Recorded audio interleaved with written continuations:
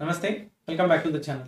After understanding the concept of Kleda, it is the time to move ahead with one of the terminology, important one called as Abhishyandi. It is one of the most commonly used terminology where students may not be knowing the exact meaning. So we'll try to analyze that. But before that, kindly understand Kleda. The description you can see, the link is available. Watch that and then come to this for complete understanding.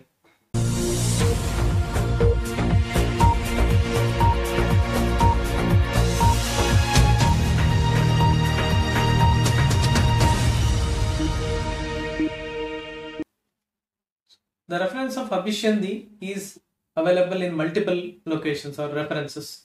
So we are going to analyze few of them where we can understand the concept of Abhishyandi so that we can apply it in any other shloka.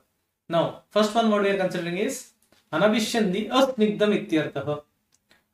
Asnigdam ityartha. So by this explanation, it is clear that Abhishyandi means something related to snigdha.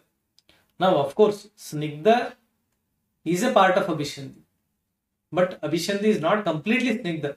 It has something else. Otherwise, both could have been same. They would have directly mentioned Snigdha instead of Abhishyandi. So, Abhishyandi Guna basically has a certain component called as the Snigdhatva. This is one thing what you need to remember initially. Now, moving ahead, the exact definition or the practical application of this term. Abhishyandi Dosha dhatu mala srutasam atishaya kleda prapti jananam. This reference is multiple times repeated in Sushruta Samhita Dalana Tika.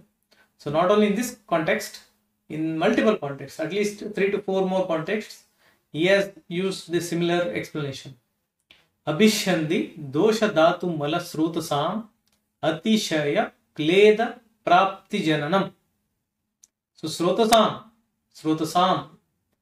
In the Srutas, it is written in Saptami. Saptami and that too in Bahuvachan. Dosha dhatu mala srutasam, which means any of these srutas in the body. Dosha vaha srutas, dhatu vaha srutas, mala vaha srutas.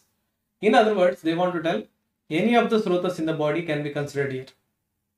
Now, if you ask me what is mala vaha srutas, dhatu vaha srutas and then dosha vaha srutas, I think it is clear.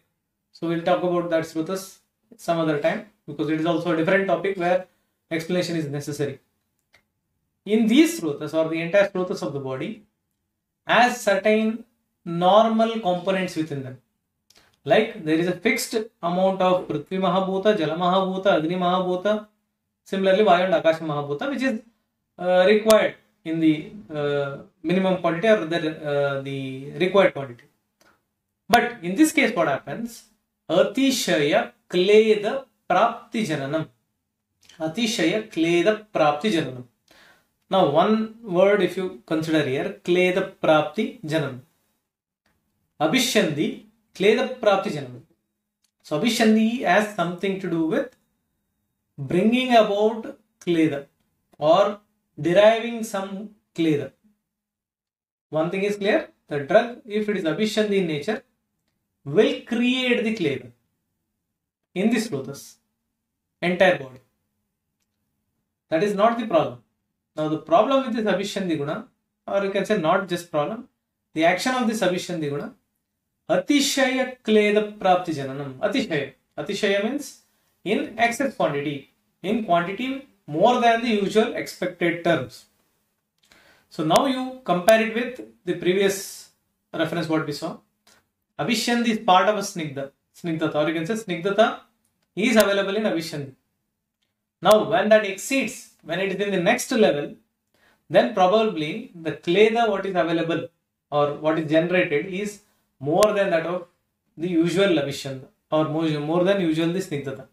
So that is the meaning of the Abhishyandi. For you to understand it easily, let us take an example. Imagine you are drinking usually simple warm water at night after dinner. Imagine you start having curds at night. You start having curds at night. After 3 to 4 days, you may start to feel a slight increase in the mucus in the respiratory system. Maybe you'll start developing more of expectoration than earlier. Maybe you start to develop slight heaviness in the head region after 3 to 4 days when you are not used to this. Now what is basically happening here is, in this example, in the respiratory tract and in those tracts, the kleda what is present now is exceeded, or you can say it is exceedingly generated, and that is creating the excess mucus expectoration, and maybe due to the excess deposition there is creation of slight heaviness of the head. Similarly, imagine you are taking certain drug which has the Abhishyandi guna, and that creates excess kleda in the Mutrava Srotas. Now maybe during that time you will start going for maturation frequency being more than the earlier times, because the kleda is now more. So I think you got the point. So it could be irrespective of any srotas. When the kleda increases in that particular srotas, there will be some issue with that particular srotas. In the sense, there will be some physiological changes, and if it exceeds that normalcy and for a longer time, then it may even turn into some pathological status. So this is the exact meaning of Abhishyandi. Dosha dhatu mala srotasam atishaya kleda prapti jananam. So the ability of the drug with Abhishyandi guna is to create kleda in the srotas of the body, but in excess quantity. Now what is kleda? Go back to the reference. Srotosam upalepakari. One more reference. So when the kleda is usually exceeded in the respective srotas, gradually it may go on getting deposited. Gradually it may go on getting deposited in that particular srotas. That is why it is considered as Srotosam upalepakari. It is having the ability to cover the srotas, or in the sense cover the lumen of that srotas. Abhishyandi dosha sangata vichedakam. This is in the context of snehana. Lavana yukta snehana is considered to be Abhishyandi in nature. That is why Lavana is able to do the snehana within a faster duration. Now, in that context, dosha sanghata vichedakaram. So when dosha is in Gadavastha, or you can say when dosha are in Gratitavastha, when you start administrating the snehapana along with the Lavana is having this Abhishyandi guna. So what happens is, it is going to create that kleda, excess kleda around that dosha, and because of that, the dosha vichedakaram, dosha sangata vichedakaram, that is, because of that excess snigdha guna, because of the excess kleda guna, kledata, there will be, you can say, separation of the gratita dosha. So that is the meaning of dosha sanghata vichedakaram. Anabhishyandi srotasam astravi, another context, is taking the opposite meaning. When you say anabhishyandi, so this is specifically mentioned for the rainwater. So in the rainwater context, anabhishyandi. So srotasam asravi. It is not going to create more of kleda in the srotas. So anabhishyandi means it is not going to create atishaya kleda prapti. So these are certain examples or references which make you understand what exactly Abhishyandi means.